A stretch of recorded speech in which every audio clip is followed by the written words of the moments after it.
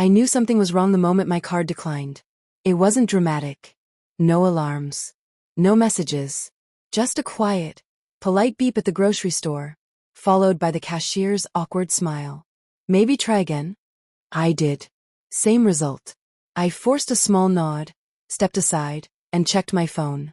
My banking app loaded slower than usual, like it already knew I wouldn't like what I was about to see. Balance, €0. For a second, I thought it was a glitch. A system error. Something temporary. Then I saw the transaction history. One transfer. Everything gone.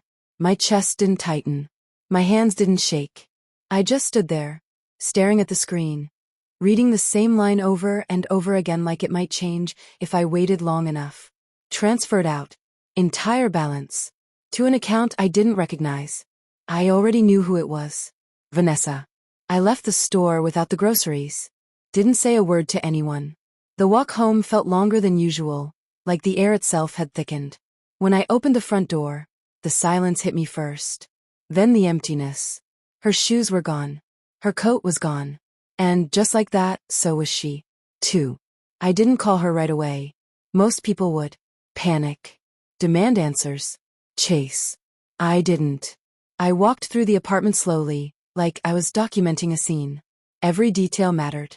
Every absence said something. Her closet was half empty. Not rushed. Not messy. Clean. Planned. The jewelry box was gone. Her suitcase too. Even the small things, her favorite mug, the one with the chipped handle, missing. This wasn't a fight. This wasn't impulsive. This was an exit. I sat down on the edge of the bed and checked my phone again. No messages. No missed calls. No note. Just silence. I finally dialed her number. Straight to voicemail. Again. Same result. I opened our message thread. The last thing she sent was from yesterday afternoon. Don't forget to transfer the rent. Normal. Casual. Like nothing was about to break. I stared at that message longer than I should have. Then I locked my phone and set it down. People think betrayal feels loud. Explosive. It doesn't. It feels quiet. Like something important has been removed from the room, and no one bothered to tell you. 3. Vanessa had always been good at appearances. That was the first thing people noticed about her. The way she carried herself. The way she spoke like every room already belonged to her. Confident. Polished. Certain. And for a long time, I admired that. I thought it balanced me out. I was quieter. Slower to speak. I preferred listening, watching, understanding things before reacting. Vanessa used to joke that I could sit in a room for hours and say nothing, and still somehow notice everything. Back then, it sounded like a compliment. Later, it didn't. Caleb, you need to be more present, she told me once, swirling a glass of wine like she was thinking out loud. People don't take quiet seriously. I remember smiling at that. Not arguing. Not correcting her. She didn't understand that being quiet wasn't the same as being unaware. Over time, her tone shifted. Subtle at first. Little comments. Little looks. You're too comfortable, she said once. Don't you want more? I did. Just not the kind she could see. 4. I checked our shared email account next. Nothing obvious at first. Promotions. Bills. The usual noise. Then I searched her name. A few confirmations popped up. Flight booking. 2 days ago. One way. I opened it. Departure. Yesterday morning. Destination, Milan. I leaned back in my chair and let that settle. So she didn't just leave. She left the country.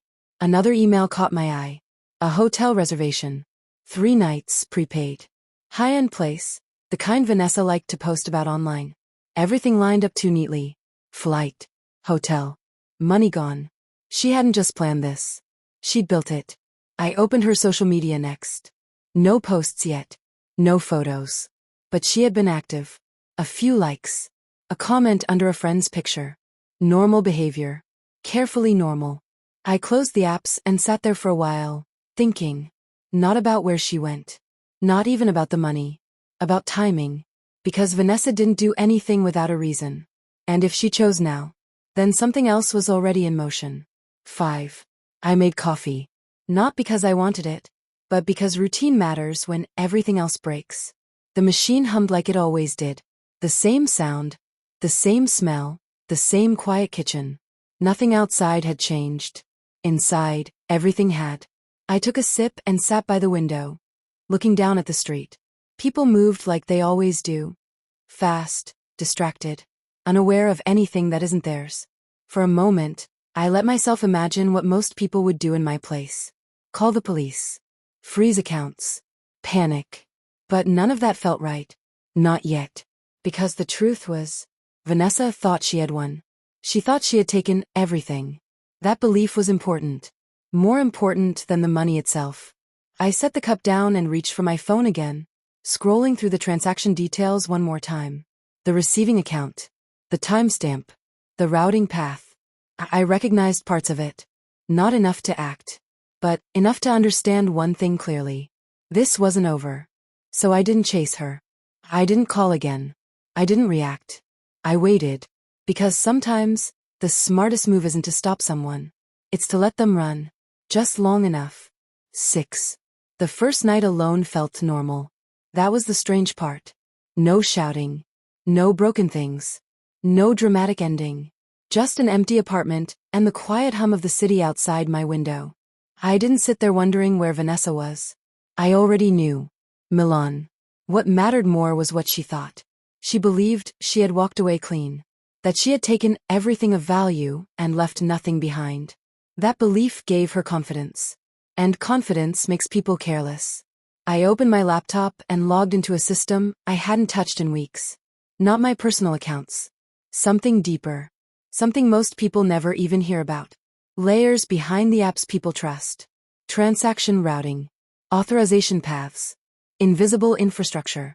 The transfer she made, it wasn't random. Money doesn't just disappear. It moves. And every movement leaves a pattern. I pulled up the timestamp again, and followed the trail as far as I could without triggering anything. Still too early. I closed the system and leaned back. Most people would already be reacting. Calling banks. Filing reports. Trying to reverse damage. But reacting too soon closes doors. And right now, I needed every door open. 7.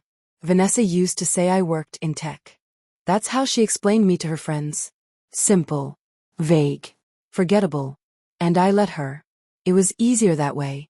At dinners, when people ask what I did, I'd give short answers.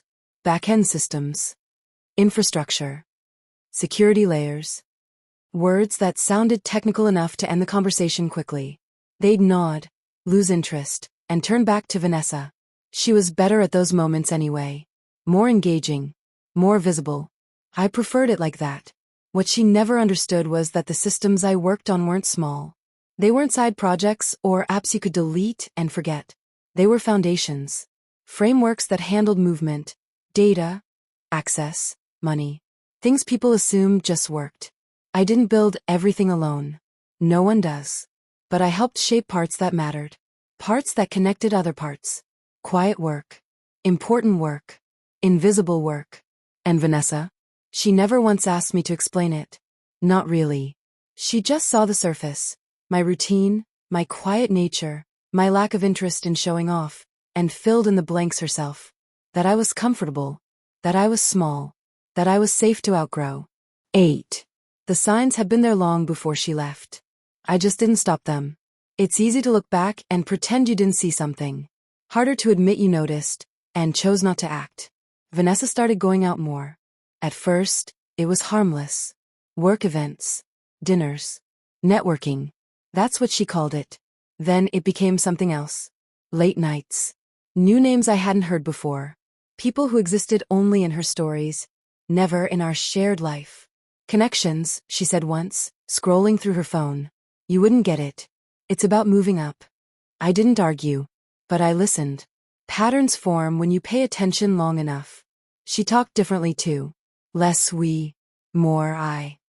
More comparisons. More questions that weren't really questions. Don't you ever feel like you're meant for more? I just don't want to be stuck. Stuck. That word came up often. I wondered what she thought she was stuck in. The apartment? Our life? Me? Or maybe something quieter. Something she couldn't name, so she blamed what she could see. 9. 3 days passed. Still no message. No attempt to reach out. No explanation. Not even a short, careless text to clear her conscience. That told me everything I needed to know. This wasn't emotional. It was calculated. I checked her social media again that morning. This time, there was something new. A photo. Milan skyline. Soft lighting. Expensive restaurant. A glass of wine placed just right for the shot. Caption. New beginnings. No mention of me. Of course not. I looked at the details instead. The table setting. The background reflections. The angle of the glass. She wasn't alone. There was someone sitting across from her. You couldn't see them fully, but you could tell. The kind of detail most people miss. I zoomed in slightly, just enough to confirm what I already suspected. So that was part of it. Not just escape. Replacement. I set the phone down slowly. That changed things. Not emotionally. Strategically. Because if someone else was involved, then this wasn't just her decision. 10. By the fourth day, the pattern became clearer. Multiple transactions. Not large enough to draw attention individually, but consistent. Spending. Hotels. Restaurants. Retail. Transfers between accounts. She was moving the money. Spreading it. Trying to make it harder to trace. That told me two things. First, she knew enough to be careful. Second, someone was guiding her. Vanessa was smart. But this level of planning wasn't hers alone. I opened the routing logs again. This time going one layer deeper. Still careful. Still quiet. The account she used wasn't fresh. It had history. Connections. That was the mistake. Everything connects eventually. You just have to know where to look. I paused for a moment, staring at the screen. This was the point where most people would act. Freeze everything. Cut it off. But if I did that now, I'd only stop what I could see, not what I couldn't. So I closed the system again. No alerts. No flags. Nothing that would warn her. I leaned back and exhaled slowly. Let her move. Let her spend. Let her feel safe. Because the longer she believed she was in control, the easier it would be to take it all back. 11. On the fifth day, I stopped looking at what Vanessa was doing. Instead, I focused on who she was doing it with. Money trails don't just show movement. They show relationships. Every transfer, every shared account, every link service, it all builds a map. And maps tell stories. I pulled up a secondary layer tied to the account she'd been using. Not her name. Not directly. But connections don't need names to exist. There it was. A recurring endpoint. Same routing path. Same authorization signature. Different transactions, but always touching the same place. That wasn't random. That was a partner. I isolated the pattern and followed it backward. The system didn't give me a face. Not yet. But it gave me something better. Consistency. People can fake identities. They can hide names, change locations, use different devices. But habits? Habits are harder to erase. And this person had habits. I leaned closer to the screen, narrowing the time windows, tightening the pattern recognition. There. A fixed access point. Not moving. Not rotating. One location. One device. Whoever this was, they weren't being as careful as they thought. And Vanessa? She was trusting them completely. 12. I didn't act on it right away. Knowing something and using it are two different things. If I moved too early, I'd lose visibility. And right now, visibility was everything.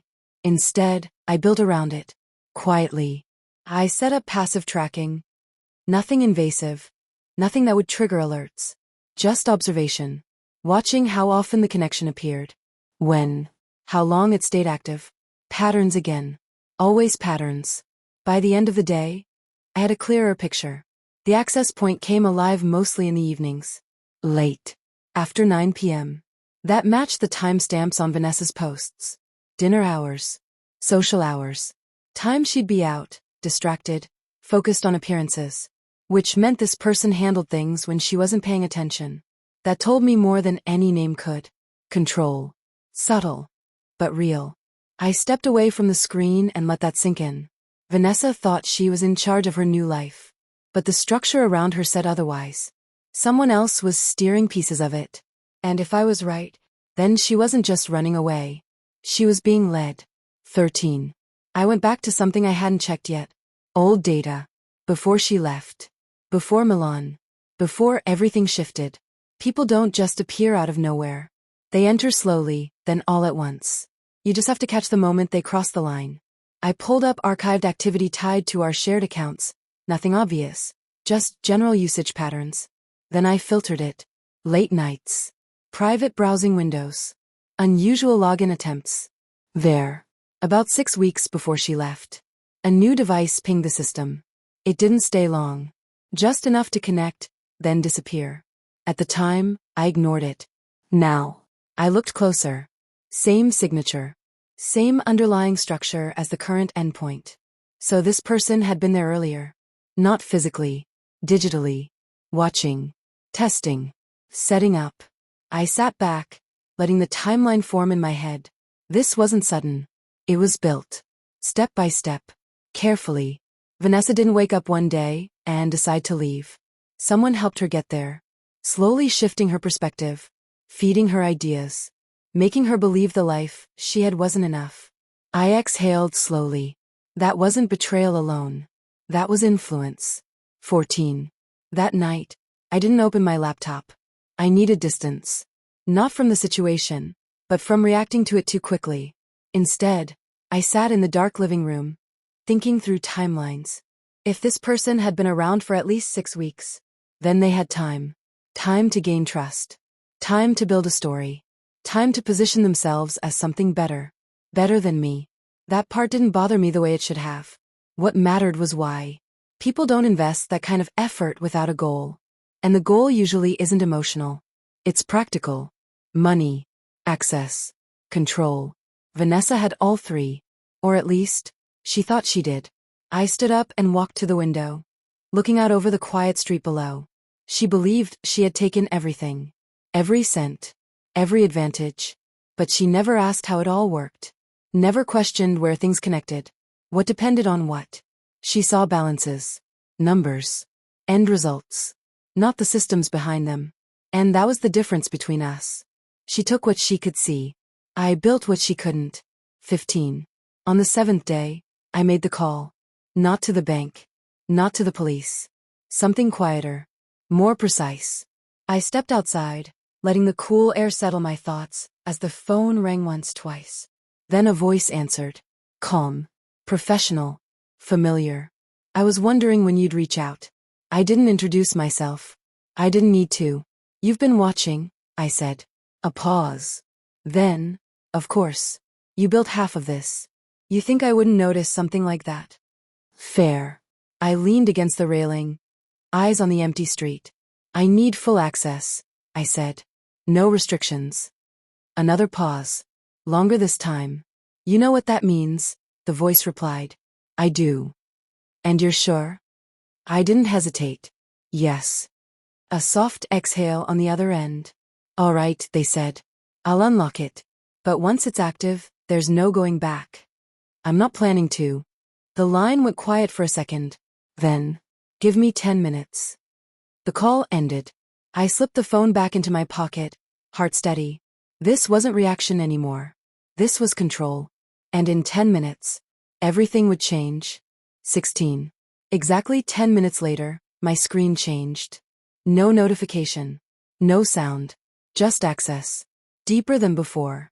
Layers I hadn't touched in years unfolded quietly in front of me. Systems most people never see, never think about, because they're not supposed to. This wasn't standard access. This was root-level visibility. Everything connected. Every account, every transfer path, every linked endpoint. Including hers. I pulled up Vanessa's active accounts again. This time, nothing was hidden. The structure opened instantly. Multiple wallets. Temporary routing accounts. Conversion layers designed to break clean trails. Whoever was guiding her knew enough to make it look complex.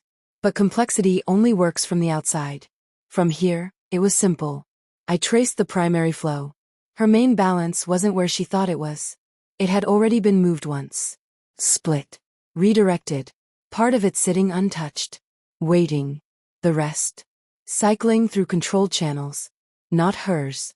I leaned forward slightly, eyes narrowing. She wasn't holding the money. She was carrying it. That realization settled in slowly. Vanessa thought she had taken everything from me. But in reality, she had just delivered it somewhere else.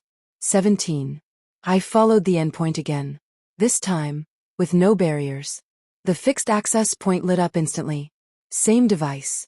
Same location. Still active. Still careless. I expanded the connection. The system filled in the gaps automatically. Identity fragments. Partial credentials. Behavioral markers. Not a full name yet, but enough. Male. Mid-30s. Consistent login patterns tied to financial platforms. Frequent anonymization attempts, but not perfect. No one is perfect.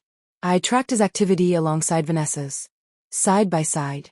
It was obvious now. He moved first. She followed. He initiated transfers. She confirmed them. A simple dynamic. Control disguised as partnership. I sat back, processing it. This wasn't a random connection. This was someone experienced. Someone who knew how to find people like Vanessa. Ambitious. Restless. Looking for more. Easy to convince.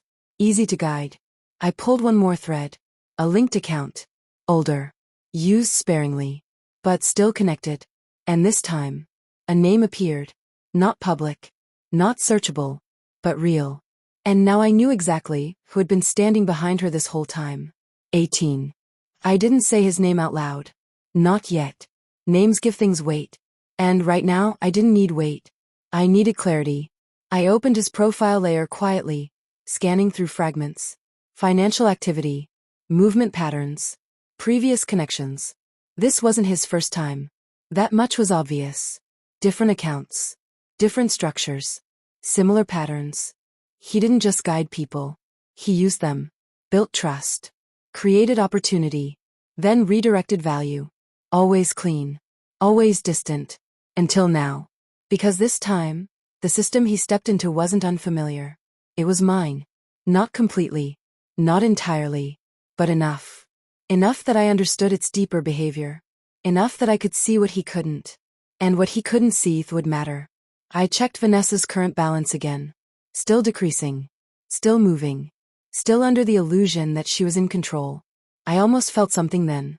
Not anger. Not satisfaction. Just distance. She chose this path. She trusted him. She walked away.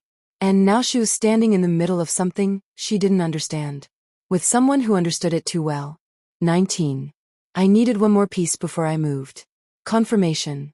Not of him. Of her. Because if I was going to act, I needed to know exactly where she stood. Not physically. Mentally. I opened her message history. Not personal texts. System-level communications tied to the accounts she was using. Encrypted, but accessible from here. I decrypted a small segment. Carefully. Just enough to read context. Her messages were short. Questions mostly. Is this normal? Should we move it again? Are you sure this is safe? His replies were always calm. Reassuring. Confident. Yes. Trust me. I've done this before. I paused there. Then scrolled further. One message stood out. From her. After this we're done, right? We'll be secure? A longer pause before his reply. Yes. You won't have to worry about anything again. I leaned back slowly. That was it. That was the line she believed. Not just escape. Not just money. Security. A future. With him. I closed the messages. Now I knew. She wasn't just involved. She was committed. 20. I didn't rush after that. There was no need. Everything was in place now. The system was open. The paths were clear. The players were identified. All that was left was timing. I returned to the main dashboard and watched the flow again. Another transfer. Small. Controlled. Predictable. He was still moving the money in fragments. Still careful. Still believing no one was watching. That belief was about to break. But not yet. Not until I was ready. I opened one final layer. Control protocols. Permissions. Overrides. The part of the system very few people ever touch. Even fewer understand. My access sat there, waiting. Inactive. For now. Once triggered, everything would shift. Every account connected to that structure would lock, reroute, or reverse based on a single command. Clean. Instant. Final. No undo. I hovered there for a moment, letting the weight of it settle. Then I moved my hand away. Not yet. Let him take a little more. Let her trust him a little longer. Because when it happened, it wouldn't just take the money back. It would take everything they thought they had built. 21. I waited until the next transfer began. It showed up like all the others. Quiet. Precise. Almost invisible if you didn't know where to look. But now I knew exactly where to look. The moment the transaction initiated, I moved. Not fast. Not reckless. Deliberate. I activated the first layer of control. Nothing dramatic happened on the surface. No alerts. No warnings. But underneath, the structure shifted. Routes changed. Permissions tightened. The flow slowed. Not enough for him to panic. Just enough to create friction. I watched his response. A slight delay on his next action. A pause in the pattern. He noticed. Good. I let him adjust. Let him think it was a temporary glitch. Then I activated the second layer. This time, the reroute engaged. Silently. His next transfer didn't go where he intended. It didn't go to any of his controlled endpoints. It came back. Not to me. Not yet. But into a holding structure he couldn't see. I leaned back, steady. Now the system was no longer his. He just didn't know it yet. 22. His behavior changed within minutes. The rhythm broke. Transfers stopped. Then restarted, smaller this time, more cautious. Testing. I almost smiled. He was trying to figure out what went wrong. Trying to trace it. But from where he stood, everything still looked intact. That was the point. I opened his active session logs. He was checking connections, refreshing pathways, rebuilding routes. All standard moves when something feels off. But each time he adjusted, I adjusted faster. Every new path he created folded back into my control layer. Every workaround led to the same place. Nowhere. Vanessa's activity followed his lead. She paused when he paused. Moved when he moved. Still trusting. Still unaware. I watched her account balance stabilize. No more real movement. Only the illusion of it. I could end it right here. Lock everything. Expose everything. But I didn't. Not yet. Because this wasn't just about stopping them. It was about making them understand. And understanding takes time. 23. That night, my phone buzzed for the first time since she left. Her name. Vanessa. I stared at it for a second before answering. Hello. Silence. Then her voice, softer than I expected. Something's wrong. I didn't respond right away. Let her fill the space. The accounts, they're not moving like before, she continued. He says it's fine, but it doesn't feel right. Of course it didn't. Why are you calling me? I asked, calm. Another pause. I don't know, she admitted. I just needed to hear your voice. That almost made me laugh. Not out of humor. Out of irony. You made your choice, I said quietly. I know, she whispered. But this wasn't supposed to happen. No, it wasn't. Not for her. Then maybe you trusted the wrong person, I replied. Her breathing shifted. Uneven now. Can you help me? She asked. There it was. The moment. I looked at the screen in front of me. At everything I controlled. Yes, I said finally. But not the way you think. 24. I ended the call and sat in silence for a moment. Then I moved. No more waiting. I activated the final control. The system responded instantly. Every connected account froze. Every active transfer stopped mid-process. Every hidden route collapsed into a single point. Mine. Balances recalculated. Permissions revoked. Access denied across the board. On his end, it would feel like everything vanished. On hers, confusion first. Then fear. I monitored the reaction in real time. His session spiked. Rapid inputs, repeated access attempts. Denied. Denied. Denied. Vanessa's account locked seconds later. No warning. No explanation. Just silence. I opened the holding structure. Every unit of value they moved sat there. Untouched. Secure. Exactly where I wanted it. Then I made the one call. Not to her. Not to him. To the authority layer that governed everything above us. I gave them the access key. The logs. The identities. Clean. Complete. Irrefutable. There would be no escaping this. Not for either of them. 25. 3 days later, everything was quiet again. Too quiet. No calls. No messages. No movement anywhere in the system. Exactly as expected. The investigation had already begun. Once I handed over the data, it was out of my hands. And that was the point. I didn't want revenge. I wanted resolution. I sat in the same place as before, coffee untouched beside me. The screen in front of me was empty now. No hidden layers. No active traces. Just a clean interface. Like nothing ever happened. But I knew better. Somewhere out there, Vanessa was facing the truth. Not just about the money. About her choices. About him. And about me. Because in the end, I never chased her. I never fought her. I never tried to prove anything. I just waited, watched, and understood the system better than the people trying to use it. She thought she took everything from me. But all she really did was show me exactly where everything needed to go. And when the moment came, I made one call and took it all back.